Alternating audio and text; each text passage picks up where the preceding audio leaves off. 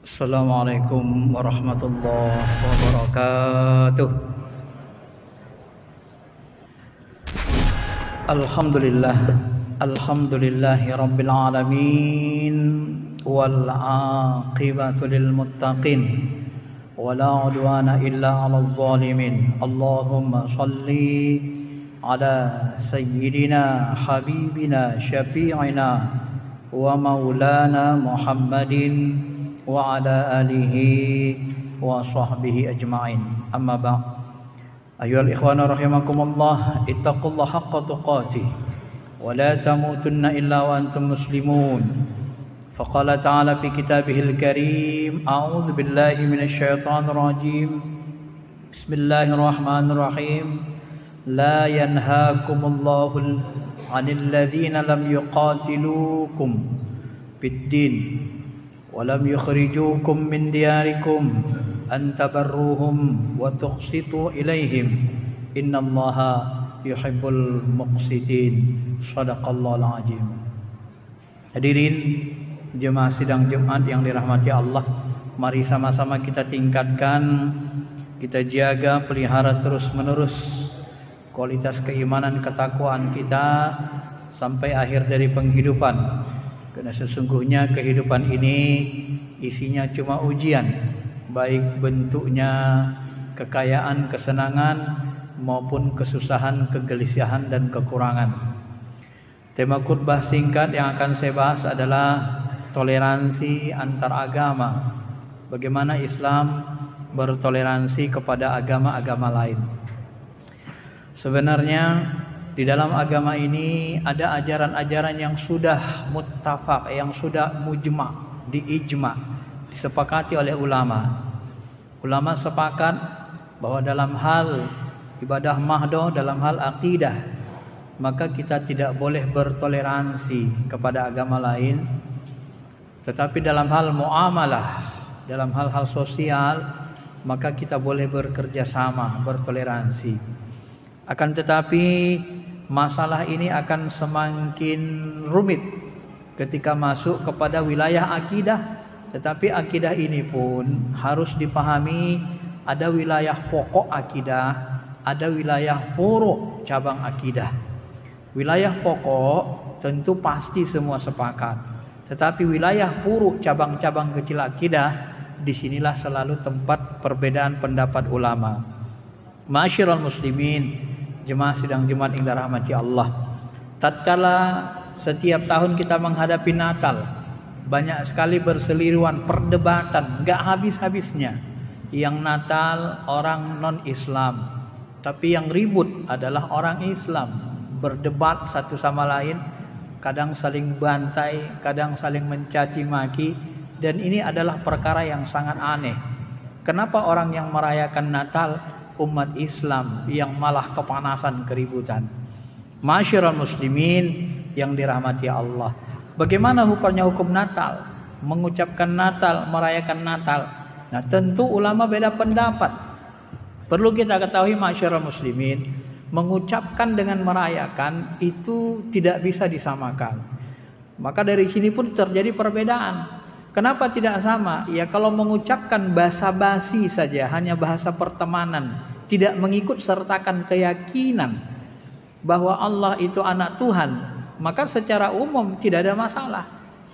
Tapi kalau kita ikut merayakan, di sini sudah ada yu'azzim, wa may yu'azzim sya'irallah fa innahu min taqwal qulub. Siapa yang mengagungkan siar-siar agama Allah itu berasal dari hati yang takwa. Mafhum mukhalafahnya, siapa yang mengagungkan hari-hari perayaan orang non-Islam, maka itu berasal dari hati yang jauh dari takwa. Kalau kita pahami secara teks itu seperti itu, maka MUI pusat melarang kita ikut merayakan Natal. Kenapa? Karena merayakan Natal itu kita ikut mengagungkan, membesarkan agama yang secara akidah bertentangan agama kita. Ma'asyiral muslimin, jemaah sidang Jumat yang dirahmati Allah, Buya Hamka dikonfirmasi oleh cucunya, beliau pun sebenarnya membedakan antara mengucapkan dengan merayakan.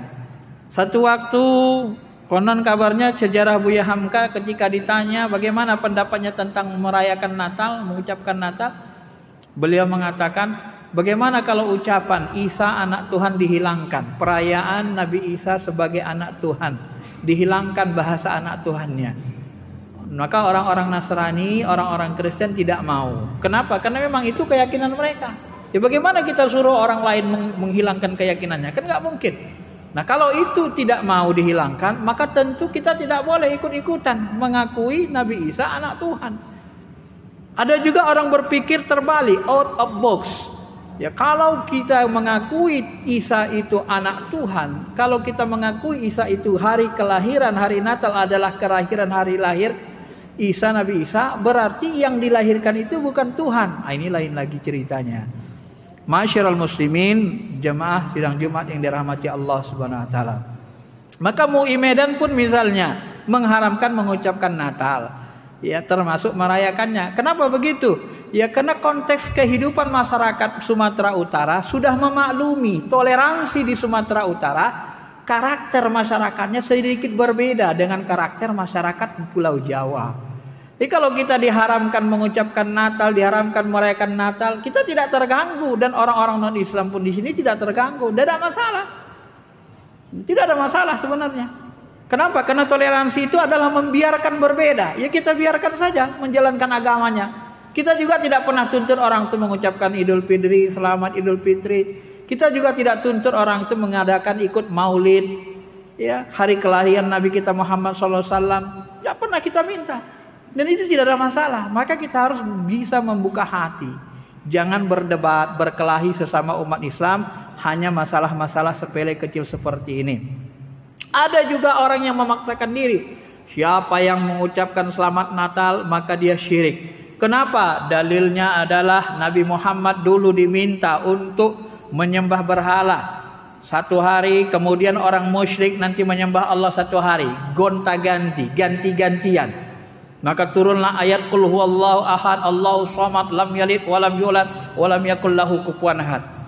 Ini terlalu dipaksakan. Ini namanya qiyas ma'al farik, qiyas fasik. Kenapa? Mengucapkan selamat Natal sekedar basa-basi tidak bisa disamakan dengan menyembah berhala. Ya harus paham kita ilmu hukum, ilmu qiyas. Masa kita samakan orang mengucapkan selamat Natal basa-basi dengan orang nyembah berhala? Ini kadang-kadang ada juga ustadz kita yang berlebih-lebihan, gak ngerti metodologi berhukum, gak ngerti qiyas, tapi menggunakan qiyas dalam berhukum. Padahal mereka menolak qiyas sebagai sumber hukum.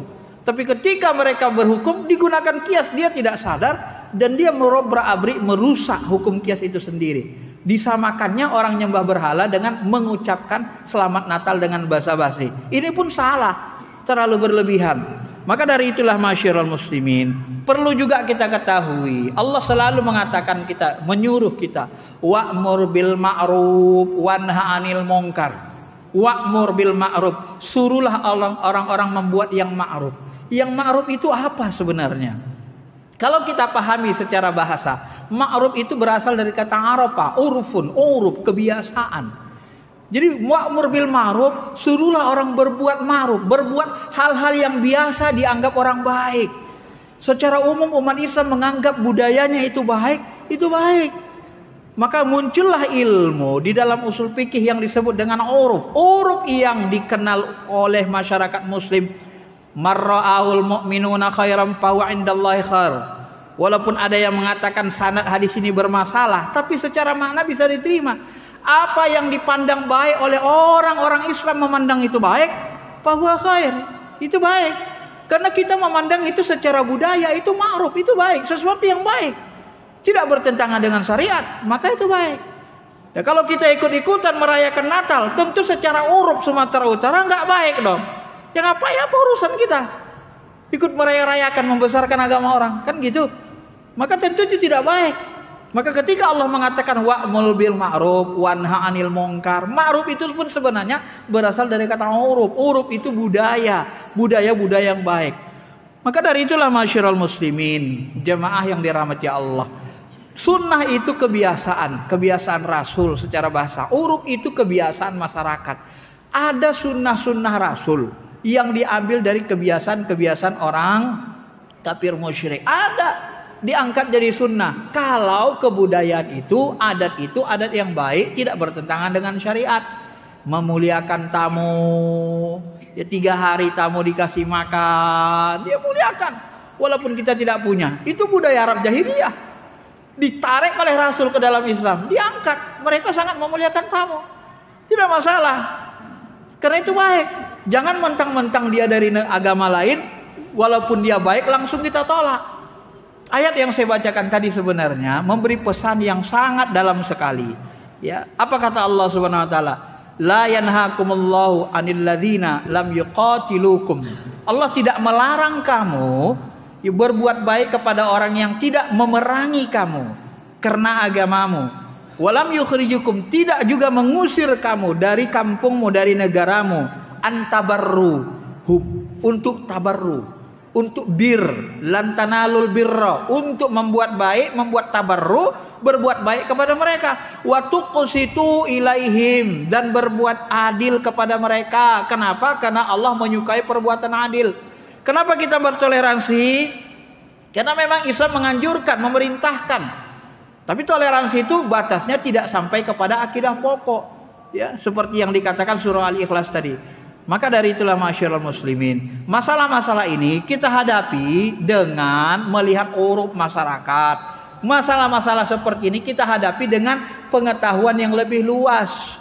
Jangan kita berdebat berkelahi hanya gara-gara ini. Enggak boleh, haram, kamu syirik. Enggak perlu. Karena kita harus tahu mana pakem-pakem yang pokok yang disepakati, mana pakem-pakem yang puru, seperti sekedar mengucapkan selamat Natal. Ya, karena sekedar basa-basi, dan kita tidak mengikut sertakan keyakinan bahwa Nabi Isa anak Tuhan. Ya, saya kira orang Islam ketika dia mengucapkan selamat Natal, dia tidak punya keyakinan Nabi Isa anak Tuhan. Dia hanya menganggap itu sekedar basa-basi pertemanan saja, pergaulan. Apalagi seorang pejabat negara, apalagi seorang menteri, dia melingkupi, menaungi seluruh agama, dan dia butuh perlakuan yang baik kepada tiap agama. Untuk apa? Untuk tetap menjaga keharmonisan berbangsa, bernegara. Kita sangat bersyukur bahwa sesungguhnya negeri kita ini tidak ada perang agama. Tidak ada perang satu agama, tidak ada perang agama. Kalau kita melihat negara-negara Timur Tengah, bagaimana mereka diluluh lantakkan oleh perang sesama muslim, kita lihat bagaimana ya, negara Afghanistan sampai hari ini masih saja berperang. Kita lihat juga negara Suriah sampai hari ini perang terus, dan ini sangat merugikan umat Islam. Maka sebenarnya kita sangat bersyukur ketika ada Pancasila. Pancasila itu sebagai alat untuk pemersatu, Pancasila itu sebagai alat untuk kita bertoleransi. Pancasila itu dasar bernegara, bukan dasar beragama. Maka Pancasila itu sesuai isinya dengan agama. Kita harus ingat, nggak ada orang mau sholat, coba lihat dalilnya Pancasila, nggak ada. Dalil sholat itu bukan di Pancasila. Dalil agama, dalil ibadah, dalil akidah ya tetap Al-Quran hadis, dan itu dibenarkan Pancasila. Ketuhanan yang Maha Esa, setiap penganut agama dibebaskan untuk beribadah menurut agamanya masing-masing. Jadi tidak ada pertentangan. Jadi kita jangan benturkan antara Pancasila dengan negara, dengan akidah agama Islam kita, dan juga jangan dibenturkan antara perbedaan-perbedaan. Nabi Muhammad SAW sudah sangat serius membangun. Bagaimana Nabi SAW membangun kota Mekah. Kemudian di Mekah beliau diusir, membangun kota Madinah menjadi kota yang paling kuat. Di Madinah itu dibuatlah namanya Piagam Madinah. Piagam Madinah itu isinya tidak Al-Quran dan Sunnah semua. Piagam Madinah itu kenapa Nabi tidak membuat? Dasar negara kita adalah Al-Quran dan hadis, Al-Quran Sunnah. Kenapa Nabi tidak membuat begitu? Ya. Tapi dasar negaranya adalah Piagam Madinah. Ya, Piagam Madinah itu sejalan dengan Al-Quran Sunnah. Jadi dikecilkan dia. Piagam Madinah itu peraturan negara, sama dengan Pancasila. Ya. Kita harus memahaminya begitu. Logikanya kan seperti itu. Piagam Madinah itu kenapa Nabi tidak memaksakan orang Yahudi, orang Nasrani di Madinah itu mengikuti Al-Quran Sunnah semua secara paksa? Tidak begitu cara beragama kalau dia pluralitas, kalau banyak agama-agama lain yang ada di negeri itu. Hanya saja di Mekah, di Madinah itu orang-orang Yahudi banyak yang berkhianat. Ketika terjadi perang, mereka membantu kafir Quraisy, umat Islam diperangi, selalu saja berkhianat. Sampai Allah Subhanahu wa taala mengusir mereka dari tanah haram. Innal musyrikina najisun fala yaqrabanna hadzal masjid ba'da amihim haja. Kata Allah Subhanahu wa taala, sesungguhnya orang musyrik itu najis, maka tak boleh lagi mereka menginjakkan kaki di tanah haram ini, Mekah Madinah. Kenapa itu ayat itu turun? Karena mereka tidak mampu untuk setia di bawah kepemimpinan Islam. Setiap kali berkhianat. Perang dengan Romawi, mereka miak Romawi. Perang dengan kafir Quraisy, Yahudi memihak kafir Quraisy, selalu mengingkari perjanjian. Karena itulah mereka diusir. Jadi pengkhianatan itu yang membuat mereka diusir dari negeri Mekah dan Madinah. Bukan karena mereka cinta damai, karena keimanan itu basisnya adalah keamanan. Sedangkan keislaman basisnya adalah keselamatan. Apabila kita bisa hidup iman, aman, dan hidup selamat, sejahtera, itu adalah bagian dari ajaran Islam. Bukankah Nabi mengatakan, mendefinisikan al-muslim man salimal muslimuna bil lisanih wal mu'min man amanahallahu. Ya. Orang Islam itu orang yang bisa selamat dari kejahatan tangan dan kakinya. Dan orang beriman itu bisa aman orang lain dari kejahatan tangan, mulut, dan kakinya. Itu kan definisi mukmin dan definisi muslim yang dijelaskan Nabi kita Muhammad SAW. Ma'asyiral muslimin, jemaah salat Jumat yang dirahmati Allah. Oleh karena itulah kita sebenarnya harus banyak bersyukur karena negara kita ini termasuk negara yang aman damai. Tidak terjadi perperangan antara sesama umat Islam dan tidak terjadi juga peperangan antar agama, pemeluk agama. Dan dengan Pancasila kita bisa bersatu. Pancasila itu harus diingat kembali, dia adalah dasar negara yang isinya adalah bahagian dari Al-Quran dan hadis, bahagian dari Al-Quran dan Sunnah. Apabila kita mengamalkannya, sebenarnya kita telah mengamalkan bahagian dari ayat Al-Quran dan Sunnah, sehingga kita tidak perlu membenturkannya. Kenapa? Ketuhanan yang Maha Esa, Qul Ahad, kemanusiaan yang adil dan beradab. Adil dan beradab. Iya, sesama manusia adil. Ayat yang saya bacakan tadi mengatakan Allah itu suka berlaku adil. Gak ada hak kita berbuat zalim kepada orang non-Islam. Ketahuilah ma'al muslimin, Nabi SAW sangat keras. Apa kata Nabi SAW? Nabi SAW dengan tegas mengatakan, ya, man qatala, barang siapa memerangi kafir mu'ahad, orang-orang yang terikat perjanjian damai, maka dia tidak akan masuk surga, walaupun bau surga itu bisa dicium. Jadi orang yang memerangi orang non-Islam yang tidak memerangi kita, yang terikat perjanjian damai dalam Bhinneka Tunggal Ika dan Pancasila, enggak diterima, enggak akan masuk surga. Kenapa? Karena ketika kita memerangi mereka, mereka akan memerangi kita.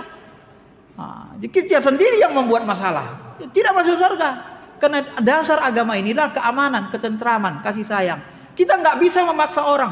Walau sya'allahu jalla ja'alakum ummatan wahidah. Kalau Allah mau, Allah jadikan penduduk bumi ini Islam semua, bertakwa semua. Kalau dia mau bisa. Tapi memang sudah kehendaknya, sudah takdirnya begitu. Supaya apa? Kita diuji satu sama lain. Tidak ada hak kita memaksa orang untuk Islam semua. Tidak ada hak kita. Kita hanya ingin membuktikan bahwa ajaran Islam itu agama yang paling damai, agama yang paling benar di depan orang-orang non-Islam, agama yang paling mulia. Buktikanlah. Kita harapan kita setelah dibuktikan mereka mau masuk Islam, mereka tertarik kepada Islam. Ya, kalau kita sendiri tidak mau bisa membuktikannya, bagaimana mereka mau tertarik dengan Islam? Itu bahagian dari kita harus introspeksi diri, ya, autokritik, mengkritik diri kita sendiri. Ma'asyiral muslimin, jemaah sidang Jumat yang dirahmati Allah. Mudah-mudahan khutbah yang singkat ini bisa memberikan sedikit wawasan kepada kita untuk bersikap. Maka kita tidak perlu berdebat, bertengkar dalam hal puruk-puruk agama. Yang terakhir, Nabi mengatakan, ana zaim bi baitim fi Arab. Ya, rabatil jannah liman tarakal mira wa in kana muhaqqan. Rabadil jannah. Jadi kata Nabi, aku menjamin surga di tepi, aku menjamin rumah di tepi surga bagi orang yang meninggalkan perdebatan. Ya, berdebat dalam agama ini ditinggalkan. Semakin banyak kita berdebat dalam furu, semakin rusak hati umat ini, semakin pusing, semakin berkelahi. Maka siapa yang mau meninggalkan berdebat dalam furu ini, maka dijamin Allah, dijamin Nabi akan diberikan surga. Walaupun kita dalam posisi benar. Maka biarkanlah ulama kita berfatwa, serahkan kepada ahlinya. Sebab kalau semua orang bicara tanpa ahlinya akan memperkeruh suasana. MUI mengatakan begini, ya kita ikuti mana yang kita yakini. MUI pusat begini, MUI Sumatera Utara begini. Karena MUI Sumatera Utara melihat konteks masyarakat, uruf, adat, kebiasaan masyarakat Sumatera Utara. Beda dengan Jawa. Di Jawa itu satu rumah bisa Kristen, Hindu, Buddha, 5 agama satu rumah, tidak ada masalah. Di sebagian dari Jawa. Tapi kalau di Medan ini kita lihat satu rumah 2 agama saja susah. Apalagi sampai 3-4 agama. Susah. Karena kalau sudah beda agama biasanya udah pisah rumah. Dan itu toleransi Sumatera Utara. Dan kita tidak pernah berperang di Sumatera Utara ini dengan non-Islam. Kenapa? Karena kita menganggap toleransi itu adalah membiarkan, membebaskan orang lain melaksanakan agamanya tanpa mengganggu agama lain. Barakallahu li wa lakum fil Qur'anil Karim wa nafa'ani wa iyyakum bima fihi minal ayati wa dzikril hakim wa taqabbala minni wa minkum tilawatahu innahu huwal ghafurur rahim.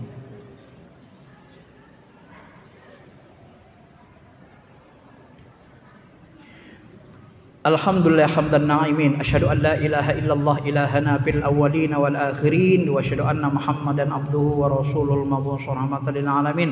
Allahumma shalli ala Muhammadin wa ala ali Muhammad wa man tabi'ahum bi ihsan ila yaumiddin. Amma ba'd ayyuhal ikhwan rahimakumullah, ittaqullaha haqqa tuqatih wa la tamutunna illa wa antum muslimun. Faqala ta'ala fi kitabihil karim, a'udzu billahi minasyaitonir rajim. Bismillahirrahmanirrahim. Innallaha malaikatahu yusholluna 'alan nabi ya ayyuhalladzina amanu shallu 'alaihi wa sallimu taslima. Allahumma shalli 'ala sayyidina Muhammad wa 'ala ali Muhammad wa man tabi'ahum ila yaumil mi'ad.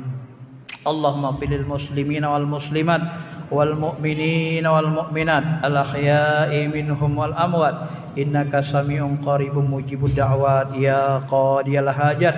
Allahumma ja'alna ya Allah mu'minina haqqan waj'alna minal mu'minina haqqan waj'alna minas sholihin waj'alna minal mukhlasin waj'alna minal muttaqin waj'alna min ibadikas sholihin waj'alna min awliyaika wa ahli ta'atika ya arhamar rahimin. Allahumma inna nas'aluka imaman adila wa imanan kamila wa yaqinan sadiqa wa qalban khashi'a wa amalan maqbula wa zawjatan salihah wa waladan salih wa tijaratan lan tabur wa rizqan wasi'an katsiran halalan tayyiban mubarakah min ghairi ta'bi wala musyaqqatin wala nasabin innaka ala kulli syai'in qadir ya aziz ya ghafar bi rahmatika ya arhamar rahimin wa baladan wa baldatun tayyibatun wa rabbun ghafur ya aziz ya ghafar bi rahmatika ya arhamar rahimin. Rabbana atina fid dunya hasanah wa fil akhirati hasanah wa qina adzabannar. Walhamdulillah. Ibadallah, innallaha ya'muru bil 'adli wal ihsan wa ita'i dzil qurba wa yanha 'anil fahsya'i wal munkari wal baghi ya'idzukum la'allakum tadhakkarun. Fadhkurullaha yadhkurukum washkuru 'ala ni'amihi yazidkum wa la dzikrullahi akbar. Aqimis shalah.